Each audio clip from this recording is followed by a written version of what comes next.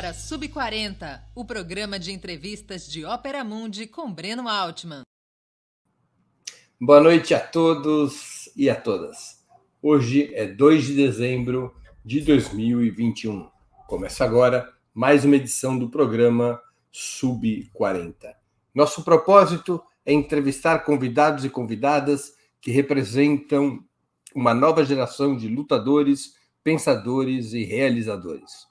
Homens e mulheres de até 40 anos, às vezes um pouquinho mais, que são referências no mundo do trabalho, da cultura do esporte, das leis, da comunicação e da política. Nossa convidada dessa semana é Michele de Mello. Nascida em Santa Catarina, ela é jornalista formada pela Universidade Federal de seu estado natal. Atualmente, é correspondente do Brasil de Fato em Caracas, Venezuela, e foi apresentadora da Telesur, além de colaborar com outros veículos de comunicação, incluindo Ópera Mundi. Antes de começar a conversa, gostaria de pedir que façam uma assinatura solidária de Ópera Mundi em nosso site ou se tornem membros pagantes de nosso canal no YouTube. A imprensa independente precisa da tua ajuda para se sustentar e se desenvolver. Também peço que curtam e compartilhem esse vídeo, além de ativarem o sininho do canal. São ações que ampliam nossa audiência, nosso engajamento e nossa receita publicitária. Nossos espectadores também poderão fazer perguntas. Basta escrevê-las na área de bate-papo do nosso canal no YouTube. Se possível, contribuindo com o Super Chat ou o Super Sticker. Mesmo que seja uma pequena contribuição, ela é muito importante para nós. Outra forma de colaboração é através do Pix. A nossa chave nesse sistema é apoie@operamundi.com.br. Eu vou repeti-la, apoie@operamundi.com.br. Nossa razão social é a última instância editorial limitada. Boa noite, Michele. Obrigado por atender nosso convite. Uma honra e um prazer tua presença no Sub40. Boa noite, Breno. Imagina, a honra é toda minha. Muito obrigada pelo convite. Prazer estar aqui e poder conversar contigo. Michele, aqui a gente sempre começa como em um cartório. Onde e quando você nasceu? Quando eu nasci, eu sou de Blumenau, Santa Catarina, cidade no Vale do Itajaí, mas estudei e morei os últimos anos antes de vir para cá, para Venezuela, em Florianópolis, né, na capital. Estudei lá E quando você nasceu? Para cá, para Venezuela. Nasci em 94, tenho só 27 anos. Dia 20 de setembro de 94. Muito bem. Como é que você foi parar em Caracas? Conte-nos essa história desde o berço, que não faz tanto tempo assim. Não faz tanto tempo, exatamente. Bom, na verdade, primeiro eu vim para Caracas em uma viagem de mochila, fiz um mochilão, decidi fazer um mochilão sozinha entre a Colômbia e a Venezuela. Isso foi em janeiro de 2018. Nesse período eu peguei férias do meu trabalho, na época eu trabalhava com assessoria de imprensa em Santa Catarina. Não, Michele, deixa eu pedir uma coisa, vou te interromper. Vai lá do início, eu quero saber onde você nasceu, quem era a sua família, como você estudou, como você foi parar na universidade, por que decidiu ser jornalista? Depois você nos conta como é que foi parar em Caracas. Tá certo, tá certo. Bom, é isso, sou de Blumenau, acho que quem conhece um pouquinho a região sul do país sabe que é uma zona tradicionalmente um pouco mais conservadora, né? Blumenau não é diferente, apesar de ter também um setor organizado importante, por exemplo, do Partido dos Trabalhadores, né? E também do PSOL. Mas é uma zona tradicionalmente bastante conservadora. Então, eu já tinha muita vontade, desde que estava lá, né, de conseguir estudar na universidade pública, né, de ir para Florianópolis, enfim, tinha essa vontade. E o jornalismo surgiu também dessa vontade, assim, né? Acho que desde jovem, desde adolescente, já senti um pouco de que não era possível, de que a gente estava vivendo o melhor dos mundos, se a gente sabe que tem pessoas passando fome, se a gente sabe que tem pessoas em situação de rua. Então, já existia esse sentimento, né, de inquietação, de entender assim, que não é possível, né? As coisas têm que ser diferentes. E a decisão do jornalismo foi um pouco essa, assim, entender de que com a minha profissão, quem sabe eu poderia gerar ou ajudar a gerar essa mudança no mundo. E aí entrei para o jornalismo, deu certo, né? Passei na Deixa eu te perguntar universidade. uma coisa. O que A minha fazem família... teus pais? Perdão, não te escutei, Breno. O que os teus pais fazem? Qual é a atividade profissional deles? O que meus pais fazem? Os meus pais são de origem rural, né? Eles vieram do campo. Minha mãe agora ela trabalha com a indústria têxtil. Blumenau é uma zona têxtil. E o meu pai sempre foi representante comercial também. Ambos não nasceram em Blumenau, né? Eu não tenho origem alemã, por exemplo, né?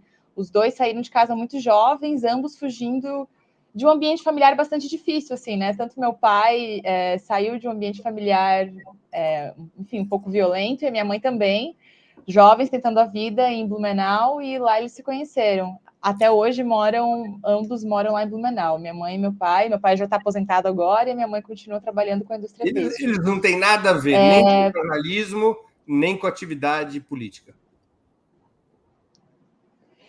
Não, exato, assim, os meus pais não têm muita relação com atividade política necessariamente, e não estavam tão contentes com a decisão, com a escolha do jornalismo, né? Aquela coisa, pai e mãe sempre quer que o filho que consegue chegar à universidade, que também, né, que continua sendo um privilégio, infelizmente, no nosso país, que seja médico, que seja advogado, né? Esse era o sonho da minha mãe, que eu fosse médica, mas acabei escolhendo jornalismo. Enfim, seguindo um caminho também vinculado sempre à vida política. Você sempre quis ser jornalista ou você teve o sonho de ter outra profissão antes de seguir essa carreira? Olha, eu acho que quando era mais...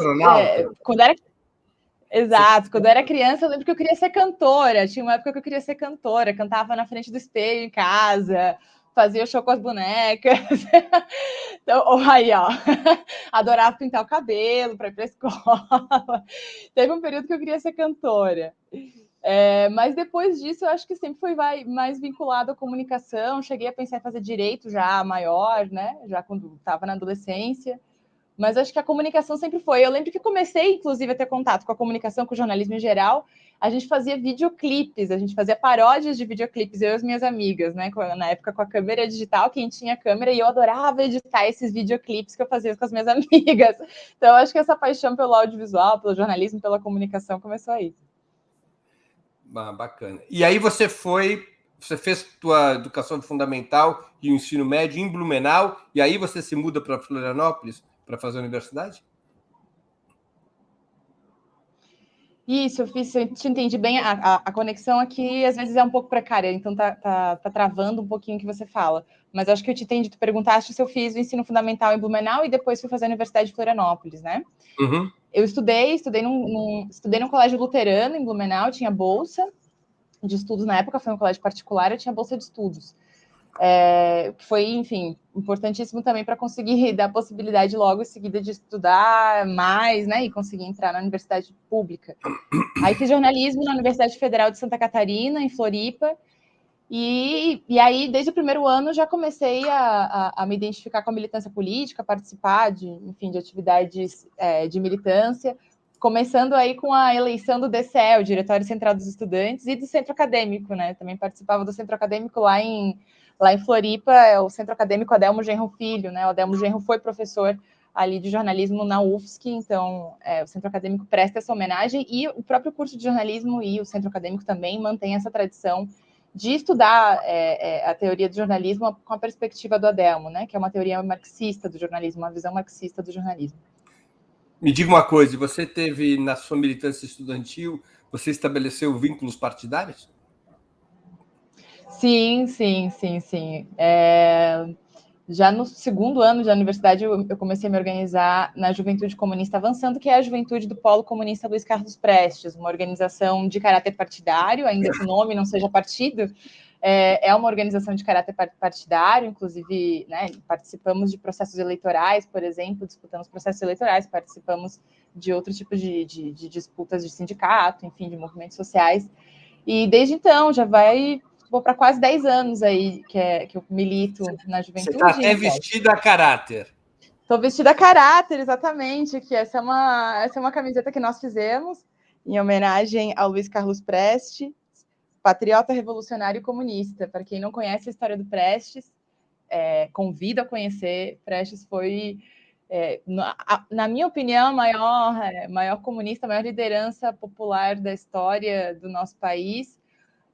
Acho que está aí junto com o Lula em relação à liderança popular, mas o Prestes tinha uma ideologia muito clara, né? A necessidade da construção de um outro horizonte, de um horizonte revolucionário no nosso país. Foi secretário-geral do Partido Comunista durante muitos anos, e mais tarde, quando ele rompe com o Partido Comunista, é daí, nessa raiz aí, que acaba surgindo o Polo Comunista Luiz Carlos Prestes, né? Quando ele sai do PCB em 1980, vários outros militantes também saem, e alguns anos depois acabam fundando, quando ele já faleceu, depois em 1990, a Corrente Comunista Luiz Carlos Prestes, que hoje se chama Polo Comunista Luiz Carlos Prestes, uma organização partidária, marxista, comunista, e que carrega a herança de Luiz Carlos Prestes. E você continua filiada ao Polo Comunista Luiz Carlos Prestes? Continuo. E aqui na Venezuela, inclusive, realizando algumas atividades de solidariedade internacional, né? A gente, inclusive, tem um portal que se chama A Coluna. Breno, inclusive, já participou, nos deu um curso sobre história dos comunistas, muito bom. Quem quiser pode acessar o nosso canal, também está lá, salva essa aula do Breno. E a gente também tem um podcast, né? Eu e o Giovanni Simon, que é outro militante do Polo Comunista que vive em São Petersburgo, na Rússia, nós também produzimos um podcast que também se chama A Coluna, um podcast de análises políticas, né, de conjuntura internacional, com uma visão marxista. Michele, agora me conta, como é que você foi parar em Caracas? Você se formou e já se mandou para Caracas? Não, eu me formei, eu morei no Brasil logo depois que eu me formei, nos 2 anos, né? Trabalhava lá, e trabalhava com assessoria de imprensa, trabalhava na assessoria de imprensa do Sindicato dos Servidores de Saúde de Santa Catarina, o Sindsaúde, um dos maiores sindicatos do estado. Adorava o ambiente de trabalho, sou amiga, parceira, companheira de luta aí de todas o pessoal que está na diretoria do sindicato ainda, mas tinha muita vontade de entrar realmente no jornalismo, né? Não queria mais trabalhar com assessoria. Então, em janeiro de 2018, peguei minhas férias e saí com a mochila nas costas para a Colômbia e para a Venezuela, em busca de conhecer os dois países, né? Conhecer a história de luta dos dois países, mas também já ali com aquela pulguinha atrás da orelha de, olha, se der algo certo, quem sabe eu fico, né? Tanto na Colômbia como na Venezuela. E chegando a Caracas, eu queria conhecer a Telesur, sempre tive muita admiração pelo projeto Telesur e queria muito conhecer o canal, né? Fui até lá e, chegando lá, soube que estavam contratando, e aí não teve outra, né?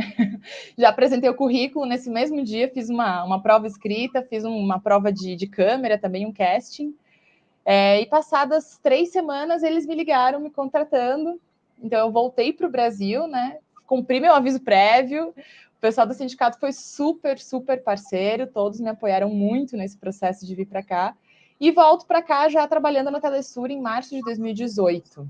Comecei trabalhando na Telesur como redatora, fui avançando aí nas atividades de produção e terminei como apresentadora. Trabalhei na Telesur até o ano passado, até setembro do ano passado, como apresentadora. E, inclusive, nesse período como apresentadora que a gente criou aí o projeto Telesur Notícias em Português, né? Para quem não conhece, também fica aí a dica, para quem é do Brasil.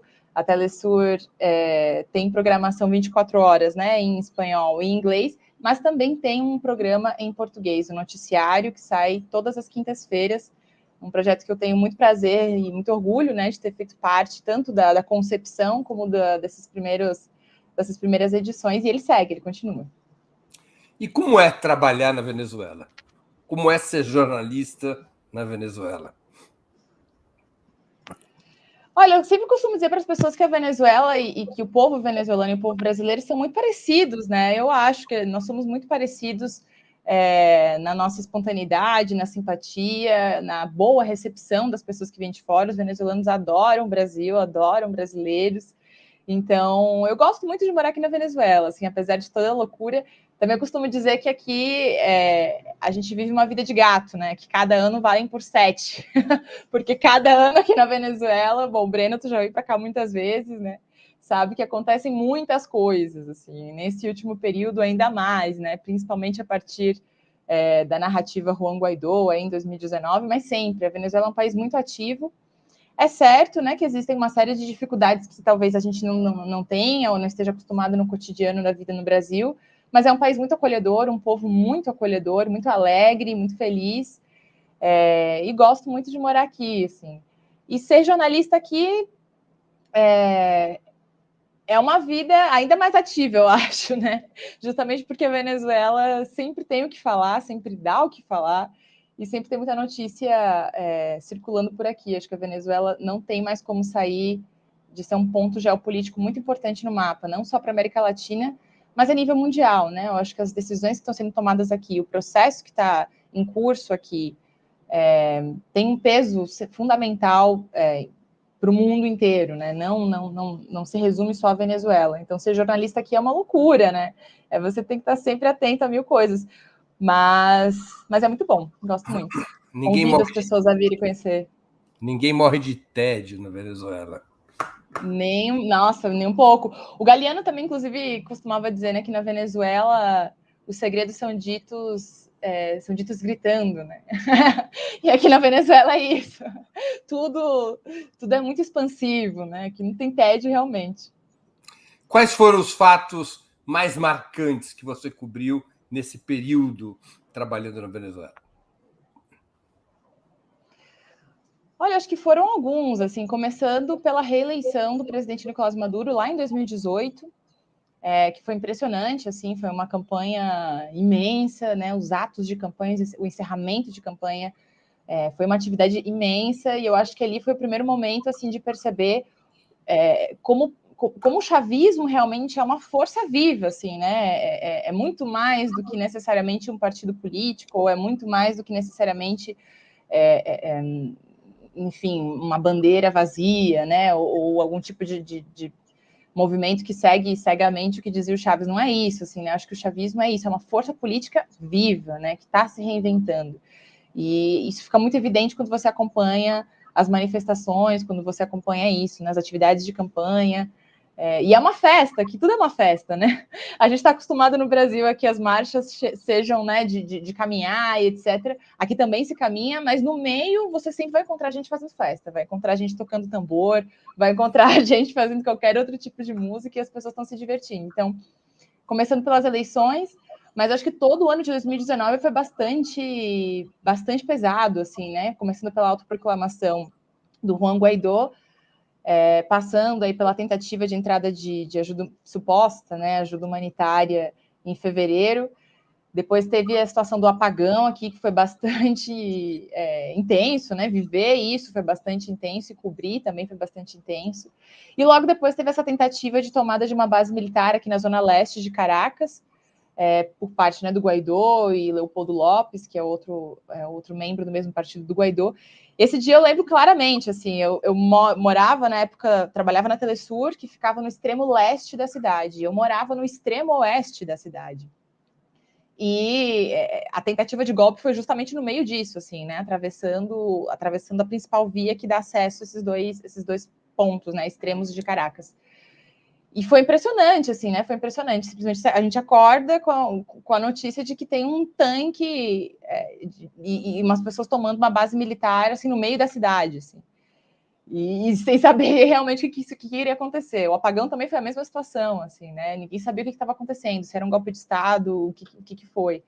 Então, acho que esses foram os momentos mais centrais. E, atualmente, eu acho que essas últimas eleições foram bastante importantes também, assim, né? Tinha muita expectativa sobre o resultado dessas eleições e o fato de que elas foram, né, um termômetro tanto para o chavismo como para a oposição.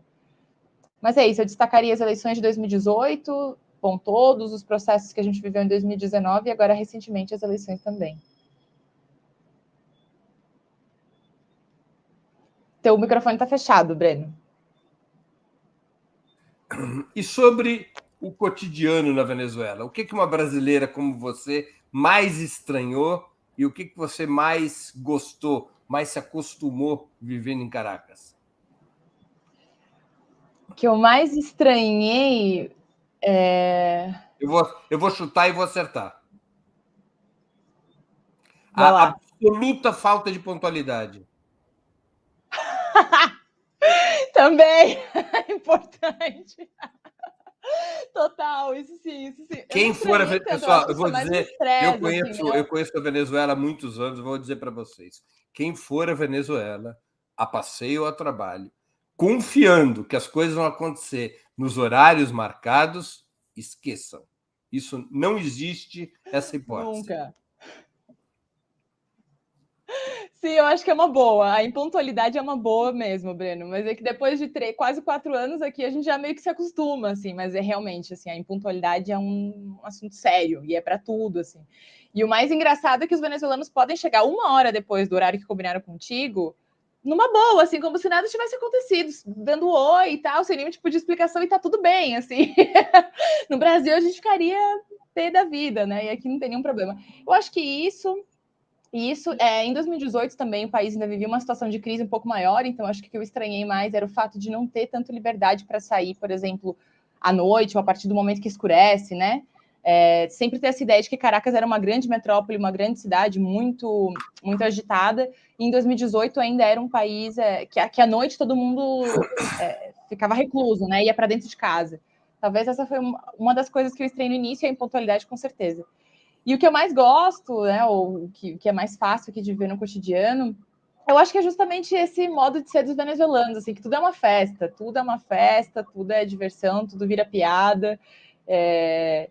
Inclusive, e a luta é assim, né? Eu acho que a luta aqui na Venezuela, a Revolução Bolivariana tem essa característica muito forte, assim, o chavismo tem essa característica muito forte, de que mesmo que as condições estejam difíceis, e é necessário dizer se as condições estão difíceis, é necessário, né, fazer a crítica assim, né, em determinados momentos, mas que esse processo de luta também tem que ser feito com alegria, assim, né? Que a gente tem que saber de que estamos aqui reivindicando, estamos lutando por algo distinto, e esse algo distinto também vai nos trazer novas formas de relacionarmos e também vai nos gerar novos sentimentos de solidariedade, de alegria, de amor, de respeito. E eu acho que isso é muito forte na Venezuela. Você se deu bem com a arepa, com a salsa e com a cúmbia? Se eu me dei bem com a arepa e com a salsa e com rum. A arepa é um gosto adquirido, assim, no início eu não gostava tanto, mas agora eu como arepa todos os dias, assim, não tem como, né? Para quem Explica para o não pessoal veio o para que é Venezuela ainda arepa. vai saber que aqui... Exato, a arepa é uma massa de milho, né? Feita com farinha de milho, que não tem nenhuma pronta aqui, senão eu trazia para mostrar para todo mundo. Que é quase como se fosse o pão diário, né, dos venezuelanos. É uma massa redondinha, assim, que você faz na chapa, corta ao meio, recheia, perfeito, é quase um pão, mas é De feito milho, com né? a base de milho. A base de milho, farinha de milho. E é um dos pratos mais tradicionais aqui da Venezuela, né? As pessoas podem comer arepa em qualquer horário do dia, assim. É E não tem tipo como você 5 estar aqui não mil comer arepa. calorias por arepa. E a salsa e o rum também. Eu morei em Cuba, né, antes de vir para Venezuela. Então a salsa e o rum já estava super familiarizada com a salsa e com o rum. Adoro salsa, gosto muito de dançar salsa. Aqui na Venezuela o pessoal ensina, é muito bom. Dançando salsa tem um movimento cultural muito forte. E o rum. Aí essa briga entre os venezuelanos e os cubanos, quem produz o melhor rum do mundo? A Venezuela diz que produz o melhor rum do mundo aqui. Michele, como é que os venezuelanos veem o Brasil? Mudou alguma coisa com a chegada do Bolsonaro ao governo? Sim, em geral as pessoas têm muito, muito carinho pelo Brasil, né? Muito. E por mais que talvez para muitas regiões do Brasil a Venezuela esteja muito distante, nós somos países vizinhos, né? Então era muito comum também nos anos 2000, quando a gente estava nos governos do PT e aqui também o Chávez ainda estava vivo, né? E existia uma outra situação, não existia bloqueio econômico, por exemplo. Era muito comum ter bastante turista brasileiro para cá, né? E os venezuelanos também iam para lá, até porque a gente podia ir por terra, né? Mercosul, você podia viajar com a tua identidade, com o teu RG, né? Não tinha necessariamente que pegar um avião e fazer passaporte, visto, etc. Então as pessoas têm muito carinho pelo Brasil, inclusive torcem pelo Brasil em todos os torneios de futebol, as pessoas fazem caravana, assim, com bandeira do Brasil, e vem com bastante preocupação o governo de Jair Bolsonaro, né? Quando aconteceram as eleições, eu já estava aqui na Venezuela, estava trabalhando na Telesur, era a única brasileira, inclusive, da Telesur nesse momento, aqui em Caracas. E lembro que quando saiu o resultado, acho que foi inevitável, né? Para todas as pessoas que sabiam mais ou menos o que representava a eleição do Bolsonaro, não teve como não estar triste nesse dia, né? Como não estar abatido, assim, né? E eu lembro que nesse dia eu me escondi no banheiro um período para chorar, assim, né? Desaguar e chorar. E várias pessoas, né, outras mulheres venezuelanas que entraram no banheiro me abraçavam e se emocionavam junto, assim. Eu acho que os venezuelanos têm muita esperança também que 2022 possa ser um ano de mudanças no Brasil, vem com muita preocupação que vem acontecendo no nosso país, e se sentem realmente como povos irmãos, assim, sentem realmente que nós somos muito parecidos, adoro. Todo mundo que tenta arranhar um português, um portunhol, quando sabe que você é brasileiro. Então, acho que tem uma relação de muito carinho. E lembrando sempre que a Venezuela é o único país da América do Sul, até onde eu me lembro, no qual o futebol não é o esporte principal. O esporte principal é essa coisa estranhíssima chamada beisebol, absolutamente incompreensível para qualquer um que venha de um país como o nosso. Você já aprendeu alguma coisa sobre Exatamente, exatamente. Você aprendeu alguma coisa sobre o beisebol? Nada, e olha que eu já fui a alguns partidos, algumas partidas de beisebol e não entendo, continuo não entendendo. Eu termino na arquibancada junto com a bateria, torcendo junto com a bateria para algum dos times, mas entender o beisebol eu não entendo. Aqui é muito mais forte isso. O beisebol é o esporte nacional e o basquete também, né? Aqui tem muita cultura também de jogar basquete e futebol, muito mais recente. Por isso também que eles torcem para o Brasil, né? Michele, sobre teu período na Telesur, como foi trabalhar nessa emissora que nasceu para confrontar a narrativa das grandes corporações de mídia como a CNN? Opa, houve uma oscilação, mas a Michele logo volta. Pessoal, enquanto a Michele não volta, quero lembrar vocês para que contribuam com o Super Chat ou o Super Sticker, ou que façam uma assinatura solidária em nosso site, ou que se inscrevam como membros pagantes do canal de Ópera Mundi no YouTube, ou ainda que colaborem através do Pix, apoie@operamundi.com.br. Eu vou repetir o que eu tenho dito. A Ópera Mundi não é uma igreja evangélica, mas depende do dízimo, dessa contribuição de todos os nossos espectadores e espectadoras, dos nossos leitores e das nossas leitoras. Está com pouco dinheiro no bolso, na conta bancária? Faça uma pequena contribuição. Não importa, que de grão em grão a galinha enche o papo, e Ópera Mundi também. Jornalismo é uma atividade dispendiosa. E para a gente sustentar e ampliar essa atividade jornalística, nós precisamos da colaboração de quem nos vê e de quem nos assiste. Nós temos o compromisso de jamais fechar o nosso conteúdo, nem no site, nem no canal. Mas nós precisamos que quem goste do nosso trabalho, ou quem não goste muito também vale, contribua para a gente poder ter os programas que a gente busca apresentar à nossa audiência, incluindo o Rádio Troika, no qual a Michele sempre participa. Michele, conte então, como é que foi a tua experiência de trabalhar na Telesur? Foi ótima, né? Quando eu entrei na Telesur, várias pessoas me diziam que a Telesur é uma escola e realmente é, né? E eu acho que a minha trajetória é bastante um exemplo disso, assim, né? Comecei, se imagina, sendo redatora, ou seja, escrevendo, e já o aprendizado começa aí, assim, porque na época, claro, eu já falava espanhol, vim para cá falando espanhol, já tinha passado por Cuba, feito meu TCC lá, mas não é a mesma coisa que você escrever num ritmo de televisão ao vivo, 24 horas, assim, né? Então, começou a ir aprendendo já o idioma muito, mas entendendo mais conflitos geopolíticos, acompanhando agendas e pautas que às vezes a gente, né, não conhecia, ou não acompanhava, movimentos em geral.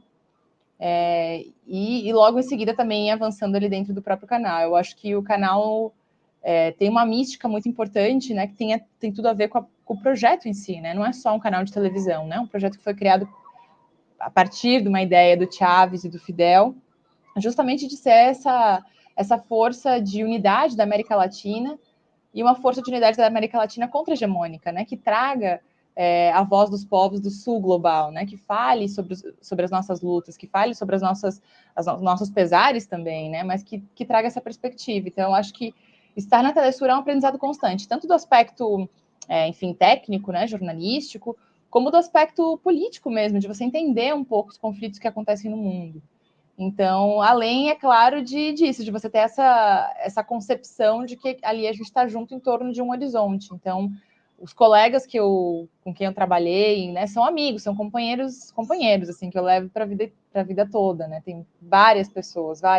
E estar num canal internacional do porte da Telesur também é você estar conectado com o mundo inteiro, né? Ter contato com pessoas de lugares que eu jamais imaginei que ia conseguir conhecer ou ter contato. Então, é isso, acho que é transformador, é um processo muito, muito bonito, é um ambiente muito importante de trabalho e um projeto que está aí lutando também para continuar existindo e ampliando, né? O que mudou na Venezuela desde quando você chegou até agora? O país está melhor ou pior para se viver? Olha, acho que mudou bastante coisa, Breno, bastante coisa, assim, essa coisa de que na Venezuela cada ano são 7 não é mentira. Você vir para cá em 2017, 2018 era um país, assim, você vir para cá agora é outro país bastante diferente, assim, acho que as mudanças aqui são muito rápidas. Tá melhor para se viver agora, tá melhor para se viver. O fato de que realmente existem sinais de recuperação econômica é verdade, né? Ou seja, o que as cifras expressam também você consegue ver no seu cotidiano, né? Não são só números aleatórios, assim, né? A recuperação da produção petroleira, que ainda está muito longe dos estándares de mais de 1 milhão de barris diários que se produzia, né? Estão produzindo cerca de 600 mil barris, mas em 2018 era menos da metade. Considerando que na Venezuela a principal carro-chefe da economia é o petróleo, né? Então você tem o dobro de produção petroleira agora. Em 2013, 2012, a produção era de 3,2 milhões de barris.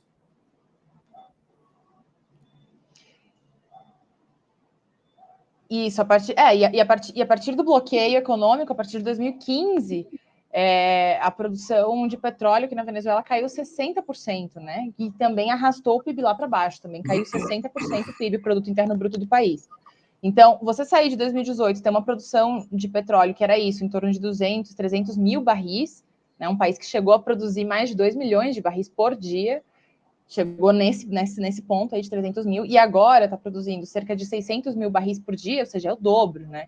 Então, é claro que isso também se expressa na economia, assim, é evidente que existem melhores condições agora, tanto de abastecimento, de modo geral, existe mais estabilidade da moeda, né? Nesse ano já os índices também estão aí, a Venezuela parece que vai conseguir sair desse processo hiperinflacionário. A Venezuela vinha de 42 meses de hiperinflação. Para quem não sabe, hiperinflação é quando a inflação é superior a 50%.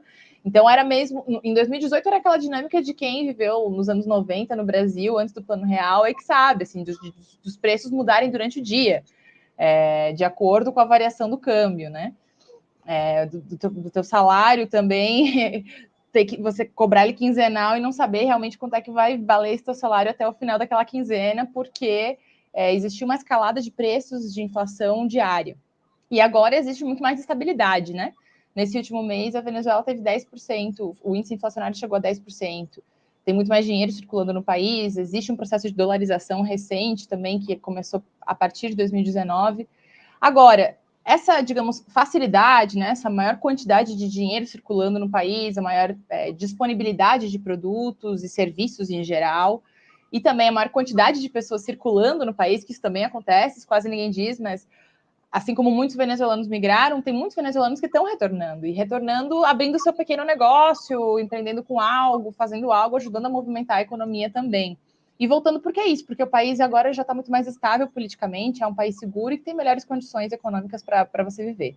Só que tudo isso aconteceu também, Breno, e aí acho que é importante falar, né, em cima de um processo de aprofundamento da desigualdade social, assim, né? Eu acho que hoje é evidente isso, né? Você tem nichos de luxo, E tem alguns nichos de pessoas que, principalmente as pessoas que não têm acesso, por exemplo, né, a um salário em dólares ou a algum outro tipo de moeda, algum tipo de remessa do exterior, passam dificuldades muito maiores, assim, né? O salário mínimo hoje na Venezuela não é suficiente para dar conta da cesta básica alimentar, e esse é um dos grandes debates hoje dentro da esquerda, mas não só dentro da esquerda.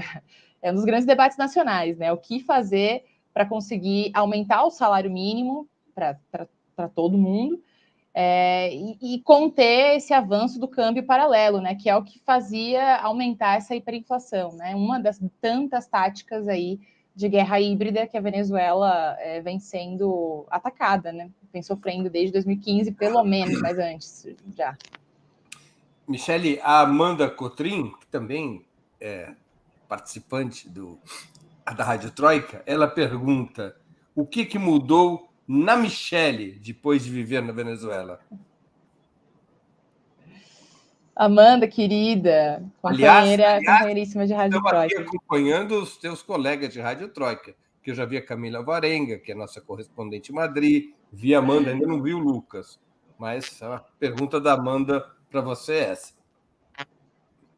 Que ótimo, que ótimo. Bom, o que mudou na Michele depois de viver na Venezuela? Acho que muito mais madura, né? O Breno estava comentando aí em outro programa que eu vim para cá muito garota, e é verdade, né? Vim para cá muito garota, continuo sendo uma mulher jovem, mas acho que amadureci bastante, também do ponto de vista político. Eu acho que quando a gente milita num país, num ambiente em que você jamais esteve muito próximo também dos centros de poder ou justamente de ser governo, né? Você tem uma ideia talvez um pouco mais distante das dificuldades cotidianas de se construir alternativa sendo governo, assim, né? Eu acho que aqui deu para colocar um pouco o pé no chão, né? Ver que os processos são longos, né? A gente mudar a estrutura da nossa sociedade é um processo longo, muito longo, e que não é tão bonito, nem sempre é tão bonito, né? Tem várias decisões que você tem que tomar que nem sempre são tão bonitas, que nem sempre agradam todo mundo, mas que são necessárias. Então, eu acho que me trouxe mais maturidade política, mais paciência, com certeza. Sou uma mulher mais paciente por conta da impontualidade dos venezuelanos também, Breno. E acho que também essa característica que eu comentei antes, né? De levar alegria, né? De entender que a nossa luta ela também tem que ser uma luta de a gente estar junto, né? De sermos solidários entre nós, mas também de criarmos ambientes de alegria entre nós, de felicidade. Isso também acho que marcou bastante aqui na Venezuela, assim, saber que a nossa militância ela tem que carregar também uma nova cara, assim, uma nova vontade de fazer as coisas.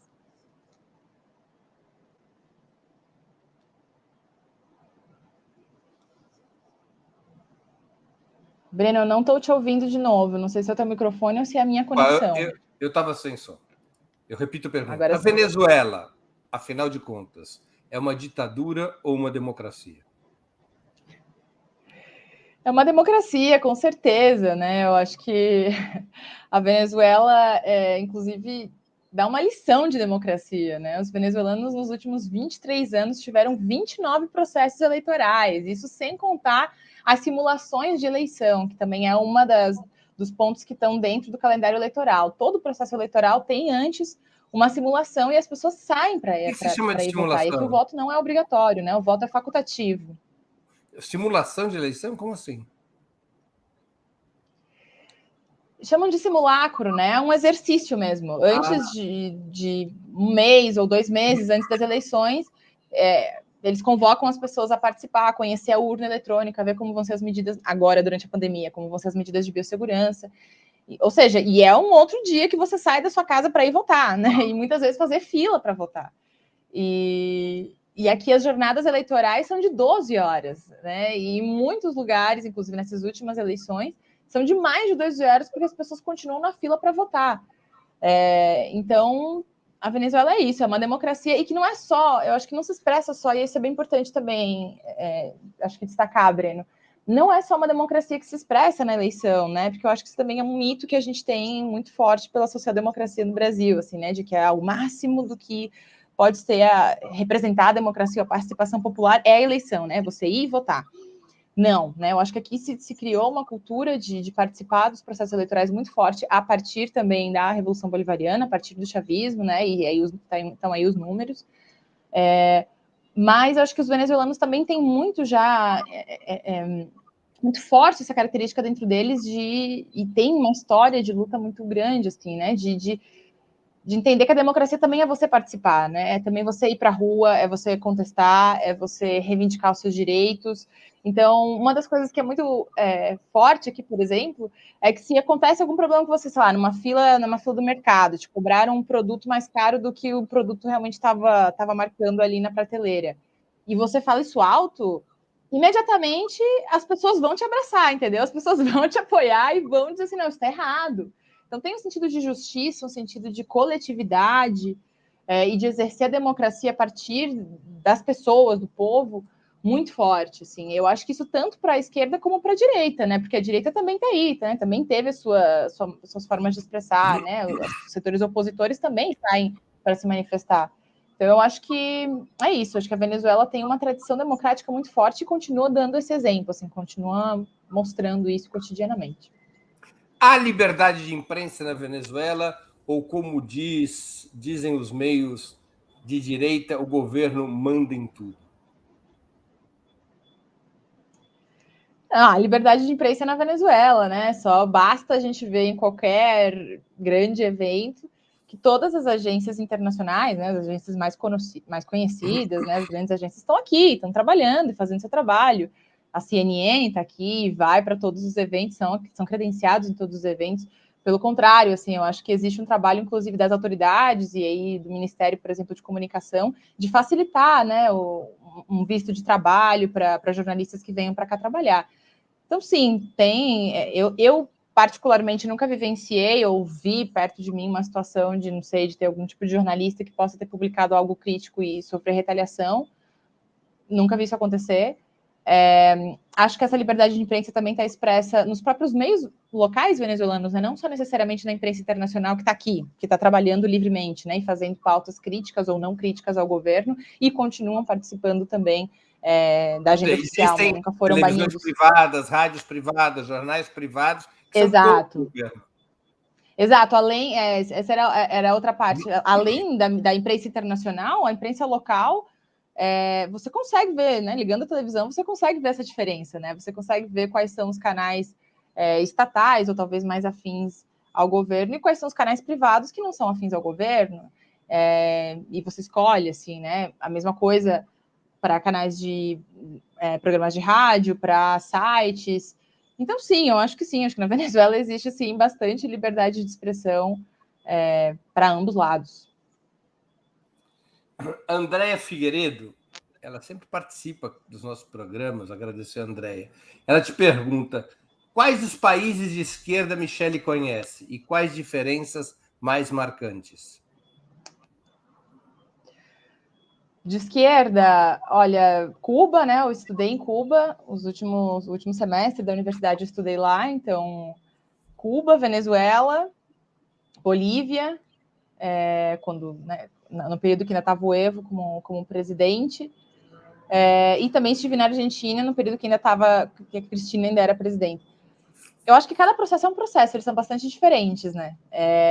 Vamos começar aí por Cuba, né? Cuba realmente é um país que viveu uma revolução socialista em toda a sua complexidade, assim, né? Realmente houve uma tomada do poder, houve a Constituição, a escrita de uma nova Constituição, existe uma clara orientação ao socialismo, existe um partido único, que é um partido comunista que controla boa parte aí do aparato do Estado e que dirige também esse processo revolucionário. Então, acho que existe muita diferença, né, em relação a Cuba e a Venezuela, por exemplo. Venezuela, Bolívia e Argentina são países que viveram, assim como o Brasil também viveu, né? Bom, vou tentar pegar Bolívia e Argentina primeiro. Bolívia e Argentina viveram períodos aí longos de governos progressistas, mas não necessariamente, eu não caracterizo, né, esses processos como uma revolução realmente, né? Acho que tanto na Bolívia como na Argentina houve mudanças importantes, né? Na Bolívia teve a Assembleia Constituinte, teve a declaração de um Estado plurinacional, ou seja, o reconhecimento das mais de 30 etnias indígenas que compõem a Bolívia, né? Teve a eleição de um presidente indígena, enfim, são, acho que, mudanças muito simbólicas, muito importantes, mas eu não vejo que na Bolívia realmente exista uma mudança substancial no sentido de construir o socialismo, né? Existem outros tipos de mudanças no sentido de ampliar os direitos e acesso das pessoas a serviços em geral. Na Argentina, acho que é a mesma coisa. Na Venezuela, talvez seria o que mais se aproxima de Cuba, mas eu também acho que não dá para a gente dizer que na Venezuela houve uma revolução socialista e que está se construindo, ou já se construiu, se vive, né, o socialismo. Inclusive porque na Venezuela o processo da Revolução Bolivariana começa nas urnas. Por isso também que eu acho que a participação eleitoral toma um significado muito maior a partir do Chávez, né? E para o chavismo tem uma importância muito grande você continuar se reafirmando nas urnas, enquanto você também quer construir um caminho alternativo à estrutura do sistema capitalista, né? Enquanto você também quer construir outros espaços de poder. E eu acho que a Venezuela está nesse caminho, né? Enquanto Cuba foi uma tomada do poder, uma organização de guerrilha e uma transformação a partir desse grande momento da Revolução em 59, e hoje vem aí tentando avançar no socialismo, resistir em determinadas formas de organização, a Venezuela acho que é o contrário. A Venezuela teve a vitória eleitoral do Chávez que foi importantíssima, mas a partir desses governos do Chávez foi amadurecendo o que era esse socialismo, o que é esse horizonte que eles estão querendo construir aqui. E eu acho que hoje esse horizonte está em disputa, né? Eu acho que não está muito, não é necessariamente homogêneo, o chavismo não é necessariamente homogêneo, né? E o que vai acontecer com a Venezuela não está necessariamente tão assim já traçado. A Venezuela é um país capitalista, mas sim com um governo progressista, com um governo de esquerda, com uma concepção de tentar construir uma outra alternativa, mas acho que esse horizonte também está em disputa hoje na Venezuela. Tem uma pergunta do Júlio Machado. Michele, é uma pergunta da política. Que lição nós brasileiros podemos tirar do processo da Revolução Bolivariana para a luta socialista no Brasil? Júlio, querido camarada, obrigada pela pergunta. Olha, eu acho que a principal é a necessidade de organização popular. Assim, eu acho que a Venezuela mostra isso, né? Nesse momento de crise, né? Nesses últimos anos aí de crise, a partir do bloqueio, foi a capacidade do chavismo de se capilarizar, né? De se organizar e de se capilarizar e de estar presente em vários movimentos, organizações comunitárias, organizações de base, de criar experiências como, por exemplo, as comunas, que fez com que todo o processo, né, se mantivesse, assim, né, de que a direita não conseguisse dar um golpe.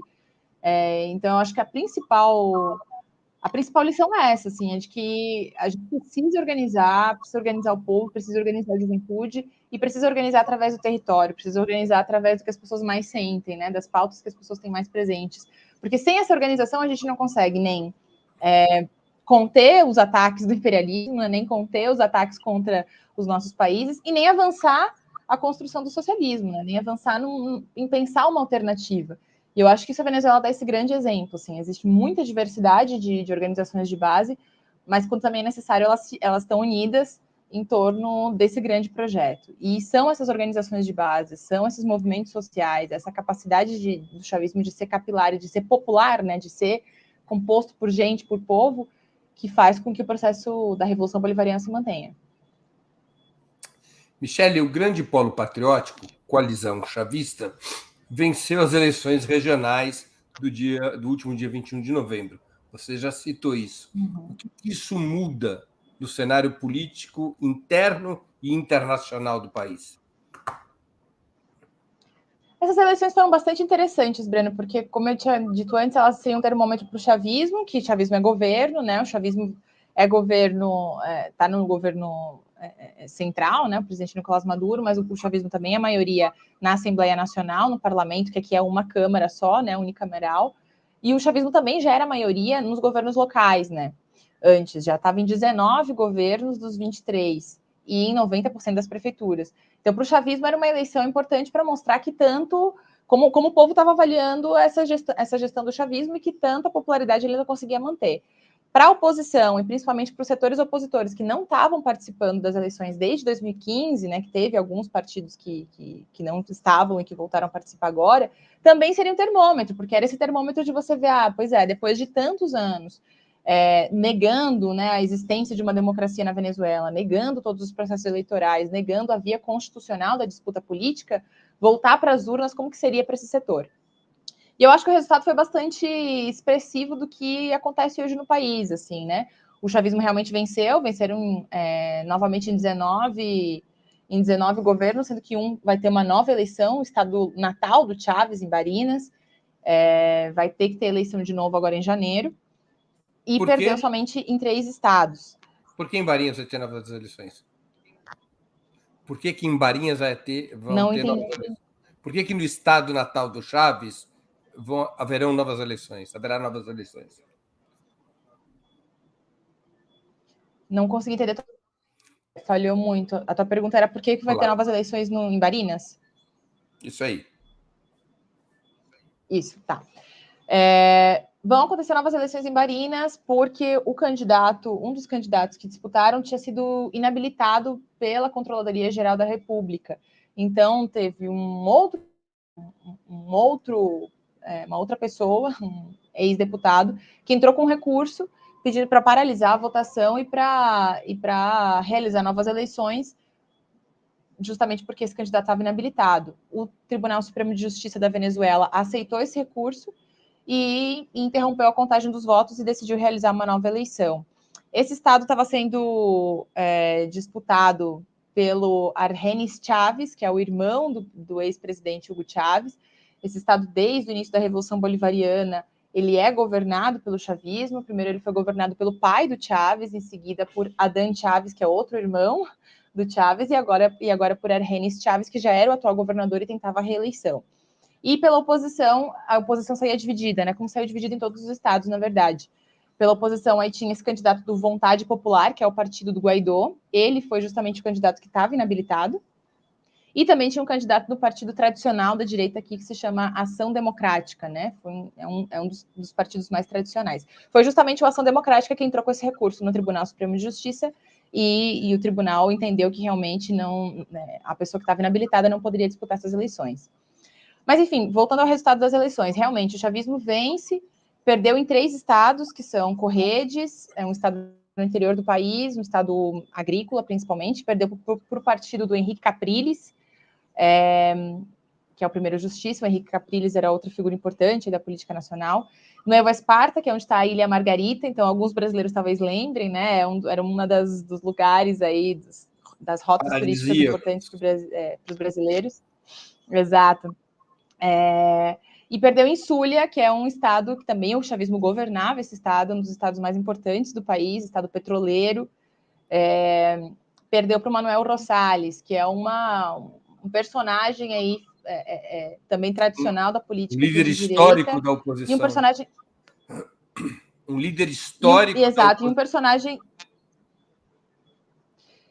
um personagem de destaque e principalmente uma figura forte do período da Quarta República, que se chama, né? Que foram os 40 anos anteriores à vitória de Hugo Chávez em 98. Esses 40 anos anteriores tiveram um pacto que se chamava o Pacto de Punto Firro, que era um pacto entre 3 maiores partidos de oposição que se alternavam no poder durante 40 anos. O Ação Democrática esteve aí, e Manuel Rosales, que é agora o governador do estado Zulia, que é esse estado petroleiro, ele era uma figura importante desse período. Agora, por que eu acho que essas eleições elas foram importantes e refletem um pouco, né, o que a gente vê na rua hoje? O chavismo, ainda que tenha ganho, né, realmente a maioria dos governos locais, a votação total, Breno, se a gente analisar a quantidade de votos, o chavismo perdeu. No total, o chavismo teve 45% da votação e a oposição teve 51%. Só que a oposição saiu dividida. Então, se a gente contar todos os votos da oposição de direita, chega a 51%. Eu acho que isso expressa, e a participação foi de 45%, né? Como eu falei, o voto aqui é facultativo. No entanto, no auge, né, digamos, antes do período do bloqueio e tal, os processos eleitorais aqui sempre tiveram uma alta participação, assim, acima de 60%, entre 60%, 70%, 80%, mesmo sendo voto facultativo. Agora, as eleições legislativas do ano passado teve um 30%, E essas eleições regionais de agora, de novembro, tiveram 45%, ou seja, já houve um aumento, né, da participação. No entanto, ainda é muito aquém, digamos, do que eles estão acostumados. E aí, acho que tem dois motivos centrais, né? O primeiro, né? Opa, Michele teve um probleminha de conexão. Enquanto ela retorna, eu lembro a todos e a todas que nos assistem de que essa é uma boa hora para contribuir com o Super Chat, com o Super Sticker, ou fazer uma assinatura solidária de Opera Mundi no nosso site, ou ainda se inscrever como membro pagante de nosso canal no YouTube. Essa contribuição de vocês é a nossa única fonte de renda. Opera Mundi vive fundamentalmente deste aporte dos nossos espectadores e leitores. Então, quero pedir a vocês que contribuam com o que puderem contribuir. Super Chat, Super Sticker, Pix, assinatura solidária, inscrição como membro pagante no nosso canal no YouTube. A Michele já está voltando. Voltei. Caí, mas voltei, gente. Bom, as eleições, esse resultado, né, do chavismo em geral ter tido menos votação do que todo o setor da oposição. Eu acho, e ter uma participação, digamos, um pouco aquém do esperado, né, de 45%. Eu acho que isso é um reflexo do que a gente vê nas ruas hoje, né? As pessoas, os venezuelanos em geral têm um nível de consciência política bastante avançado, assim, né? Então as pessoas sabem que a direita, essa direita que governou o país durante todos esses anos, né, 40 anos de bipartidarismo, não tem algo melhor a oferecer. Acho que a oposição venezuelana hoje, a oposição de direita, vive uma situação de muita crise, realmente, de projeto, crise de unidade, crise de figuras políticas que realmente apresentem uma alternativa para as pessoas. Então, em geral, o povo venezuelano sabe que essa direita não tem nada de interessante a oferecer para eles, pelo contrário, né? Poderia ser algo muito pior. Mas também tem muito desgaste. O chavismo já é governo há mais de 20 anos, né? O PSUV é governo há todo esse tempo. E como eu falei, é majoritário não só no governo central, no governo nacional, é majoritário agora também no parlamento e é majoritário nos governos locais. Então, o fato das pessoas talvez não participarem é uma forma de expressar de que sim, tem críticas a essas gestões, mas que, no entanto, não está disposta, né, e sabe que a direita não vai poder oferecer algo melhor. Mas eu acho que esse é o momento para o chavismo, essas eleições, se tornarem um termômetro de ver que, olha, pera lá, a gente tem que voltar a escutar as pessoas, a gente tem que ver o que está acontecendo, a gente tem que retificar erros, a gente tem que aproveitar que realmente agora talvez existem melhores condições econômicas, né? Existe um processo lento aí de recuperação econômica, para também mudar alguns outros aspectos da prática política, né? Michele, alguns setores de esquerda, como o Partido Comunista Venezuelano e até mesmo dissidentes chavistas, acusam o governo de estar fazendo concessões ao neoliberalismo. Há mudanças importantes na estratégia econômica de Nicolás Maduro? Do que se trata quando você fala em que há divergências no chavismo? Quais são essas divergências principais?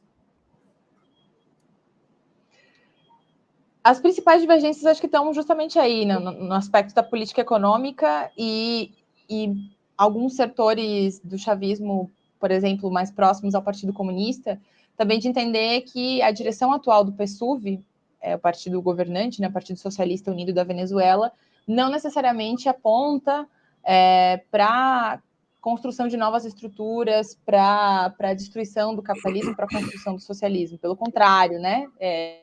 A principal crítica é que os que estão hoje no governo estão tentando permanecer nele, então estão tentando estabelecer talvez um capitalismo mais amigável, mas não necessariamente ainda construir um projeto socialista. Essas são as principais críticas do chavismo. E aí o aspecto econômico, né? Realmente parte dessa reativação da economia a partir de 2018, de agosto de 2018, foi aí, acho que um ponto, um divisor de águas, que foi quando o presidente Nicolás Maduro aprovou a primeira grande reforma econômica, que aí acabou o controle de câmbio, por exemplo, que até aí existia o controle de câmbio por parte do Estado, e é onde inicia lentamente essa liberação do dólar no país. De lá para cá houve uma série de outras medidas que aconteceram, como a primeira, acho que talvez seria essa, né, a cobrança de uma série de taxas, incluindo, por exemplo, a gasolina em dólares, outras taxas em dólares, Agora, mais recentemente, teve a aprovação da lei antibloqueio, que também foi fortemente criticada por vários setores do chavismo, por vários setores da esquerda, porque era uma lei que permite, por exemplo, a privatização de determinados setores estratégicos da economia, que dava um pouco mais de autonomia para o governo federal, para o executivo, decidir a aplicação de recursos sem necessariamente passar pelo parlamento.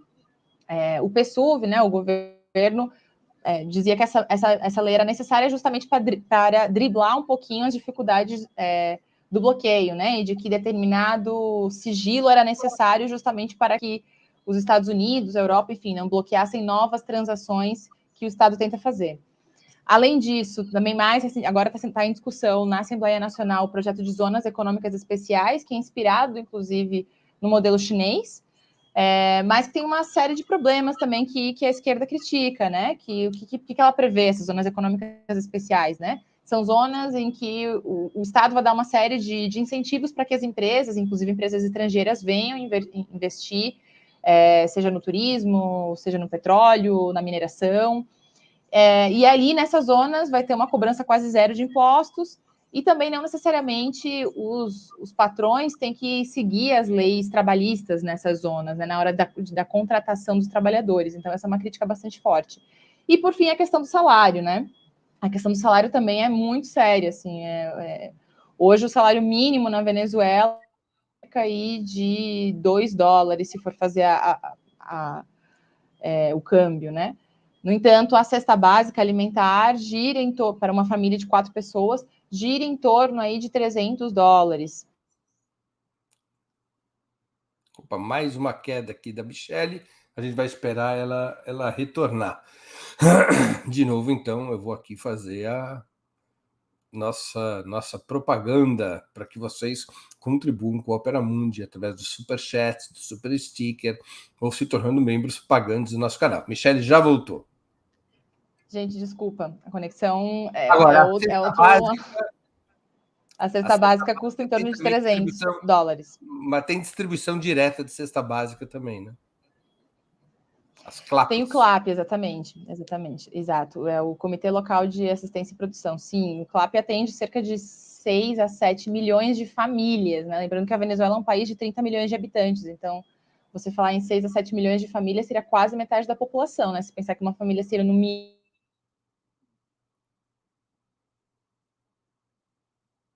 Houve um congelamento da imagem da Michelle. Acho que vai ter que derrubá-la e esperar ela voltar. Então, enquanto a Michelle não volta, eu reforço aqui, pessoal, nós estamos chegando no final do programa, ainda dá tempo de contribuir com o dízimo para o Opera Mundi. Uma forma importante de contribuição é através do Pix. A nossa chave é apoie@operamundi.com.br. Eu vou repetir, apoie@operamundi.com.br. E a nossa razão social é a última instância editorial limitada. O Pix é muito simples de contribuir. Qualquer um que já tem a chave Pix, que tem um celular com a sua conta bancária, pode remeter imediatamente esses recursos, estarão na conta corrente do Opera Mundi. A contribuição de todos ela é muito importante para o sustento e para o desenvolvimento do nosso canal e do nosso site. A Michelle está voltando aqui. Opa, voltou.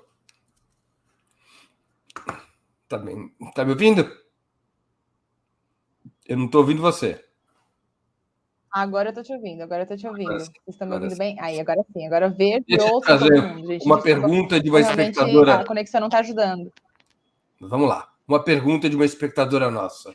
A Marta Angela Passamani, que contribuiu com o Superchat. Por que a Venezuela não tem soberania alimentar? Porque a gente precisa entender que é um país que há mais de 100 anos, há quase 200 anos, vive à base do petróleo, né? Então, acho que existe um processo também, inclusive de constituição do capitalismo aqui, que é muito diferente do Brasil, muito diferente do Brasil. Durante o período do governo do Chávez, houve uma série de programas de incentivos, inclusive de que as pessoas permanecessem no campo, de que quisessem produzir. houve uma série de estruturas que foram criadas aí, inclusive para ser essa dinâmica de ponto e círculo, né? Ou seja, que em cada região as pessoas conseguissem produzir, ser autossustentáveis naquela região e com isso construir a soberania alimentar nacionalmente. Infelizmente, não é só o aspecto econômico, mas acho que também é um aspecto cultural, assim. A população venezuelana é muito urbana, né? E tem nessa lógica do capitalismo rentista, que é esse capitalismo que depende da venda de produtos, da compra e venda de produtos, da renda, né?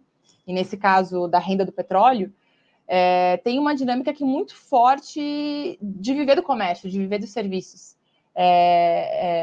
Eu acho que é isso, assim, né? Mesmo em uma situação de crise, as pessoas vão buscar sair dessa situação de crise através de atividades de compra e venda, de serviços, etc. E não necessariamente de produção de alimento, né? De ir para o campo, de ser agricultores. Então, eu acho que essa é uma das questões centrais, assim, é um desenvolvimento histórico do capitalismo aqui que não necessariamente esteve vinculado à produção agrícola, por exemplo, né? Mas a Venezuela, sim, tem a produção nacional venezuelana abastece, dos produtores venezuelanos abastece, pelo menos em hortaliça, frutas, hortaliças, verduras, né? Abastece todo o país, abastece todo o país. E acho que tem experiências muito importantes aqui, que surgiram principalmente a partir do chavismo e que apontam nesse aspecto da soberania alimentar, que são, por exemplo, as comunas, que estão justamente construindo isso, assim, né? É necessário que a Venezuela não dependa tanto de importações, mas, como eu digo, é algo histórico. É algo histórico, um país que sempre dependeu muito de importação de maneira geral, não só para alimentos, né? Mas para todo tipo de produtos. Michele, Acho que está o microfone. o chavismo tem força para ganhar as próximas eleições presidenciais previstas para 2024? Nicolás Maduro será candidato à reeleição? Olha, eu acho que ainda tem bastante água para rolar, né? Até 2024. Como eu falei, aqui cada ano são 7, assim, tem muita coisa para rolar. Então faltam Hoje ainda o chavismo 21 anos. Hoje o chavismo, sem dúvida, é a maior força política do país, sem dúvida, né? O PSUV tem uma grande maquinária eleitoral e uma capacidade de realizar campanha eleitoral imensa, assim, né? Uma militância muito, muito abnegada, inclusive. Mas, como eu disse, são mais de 23 anos, são 23 anos já de governo, tem muito desgaste. Essas últimas eleições, acho que foram uma expressão disso, né? A abstenção e a maioria do voto pela oposição, acho que é um pouco essa expressão de, olha, as pessoas estão cansadas, existem coisas que precisam mudar, precisam ser retificadas. A questão do salário, eu acho que ela é central, né? Ver como solucionar essa questão do salário. Então, acho que sim, acho que o chavismo tem condições de vencer em 2024, mas muita coisa precisa mudar. O Maduro, a princípio, não se sabe, né? Não se pronunciou ainda se vai ser candidato ou não. Eu acho que ele é um possível candidato, mas eu acho que o PSUV, o chavismo em geral, está escutando esse recado do povo, assim, de que é necessário renovar. Então, eu acho difícil, dependendo do que acontecer nos próximos anos, mas eu acho difícil que o chavismo aposte novamente numa eleição do presidente Nicolás Maduro. Eu imagino que vai haver uma renovação. E aí já tem alguns nomes aí possíveis presidenciáveis. Por exemplo? Por exemplo, o Diosdado Cabello, né, que foi vice-presidente do Chávez, inclusive foi quem assumiu a presidência durante o período do golpe em 2002, né? Tem a Delcy Rodrigues, que é a atual vice-presidenta, também uma presidenciável possível. Tem o Héctor Rodrigues, que é o atual governador do estado Miranda, um quadro jovem do chavismo. Acho que são 3 nomes importantes aí que vêm. E tem também o Tarek El Aissami, que é o atual vice-presidente de economia, que também são aí os nomes, eu acho que talvez... Tem uma congeladinha aqui na Michele. A gente já está chegando perto do final do programa, vamos esperar ela voltar. Pessoal, eu já vou aproveitar aqui para fazer a propaganda do programa. Opa, Michele voltou, pronto. Okay. Legal. Bom, perfeito, já temos então uma lista de possíveis candidatos. Michele, a gente está chegando no final do programa, eu agora vou te fazer as perguntas ping-pong com as quais a gente sempre finaliza o Sub-40. Tá me ouvindo? Estou te ouvindo muito entrecortado. Se tu puder repetir, não entendi tua pergunta. Vou te fazer as perguntas ping-pong com as quais a gente sempre termina o Sub-40. Bora lá. Prato Tá imperdível. certo, tá certo, vamos lá. Churrasco, pode ser churrasco. Tô com saudade de comer um churrasco. Uma catarinense que gosta de churrasco, tá certo. Cerveja, cachaça ou vinho? Cerveja, com certeza cerveja. E vem de Blumenau, né? Veio da terra da cerveja.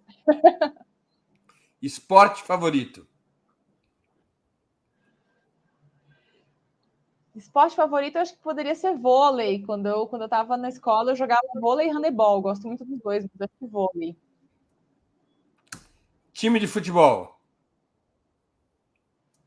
Vasco, mas eu realmente sou uma péssima torcedora, eu não acompanho tanto time, não, mas é Vasco. Você não tem um time catarinense do teu coração? Time catarinense é o Metropolitano, né? Que é o time da minha cidade, que agora acho que está na Série D. Mas é o Metropolitano que é o meu time do coração. Passatempo? Passatempo. Além de leitura, yoga. Gosto muito de fazer yoga. Livro inesquecível? Desculpa, não entendi a pergunta. Livro inesquecível? Livro inesquecível, uau. Alguns, enfim. Falaria o El País Bajo mi piel, da Gioconda Belli, né? Ela fez parte da Revolução Sandinista. Hoje não necessariamente apoia o sandinismo, mas foi uma peça importante. E nesse livro ela narra como é que foram esses anos prévios da Revolução Sandinista, sendo uma mulher, né, participando de tudo isso e vivendo esses anos impressionantes. Eu acho e ela é poetisa, né? Ela é poeta, então o livro é literatura, né? É literatura, mas não é necessariamente uma ficção. Ela narra um pouco esses dias e com um toque, com uma verdade nas palavras, né, no sentimento, que eu acho que me marcou bastante. Gosto muito desse livro, gosto muito da Gioconda Belli. Música preferida? São várias também, difícil escolher uma, mas gosto muito de Belchior, vamos lá. Velha Roupa Colorida, pode ser para esse momento atual, acho que é uma canção que Você é tem boa tudo a ver com cantora? esse momento que a gente está vivendo no Brasil. Você é boa cantora? Não sei se eu que dizer meus amigos, mas eu gosto de cantar pelo menos no chuveiro. Então cante essa música que você escolheu um pouquinho para a gente ouvir. Vai ter que cantar comigo então, Breno. Não sei fazer Você não isso. sente Eu nem vou. vê, mas eu não posso deixar de dizer, meu amigo, que uma nova mudança em breve vai acontecer. Vamos ver, né? Que vem essa nova mudança. Filme marcante? Filmes são muitos. Marighella, para dizer um último, acho que não tem ninguém que se considere comunista que tenha visto esse filme, belíssimo filme, sem sentir que ele te marcou muito, né? Ídolo político? Líder político. Ídolo político? Lenin. Lenin, mas podia ser o Prestes também, mas vamos de Lenin. Evento histórico do qual gostaria de ter participado?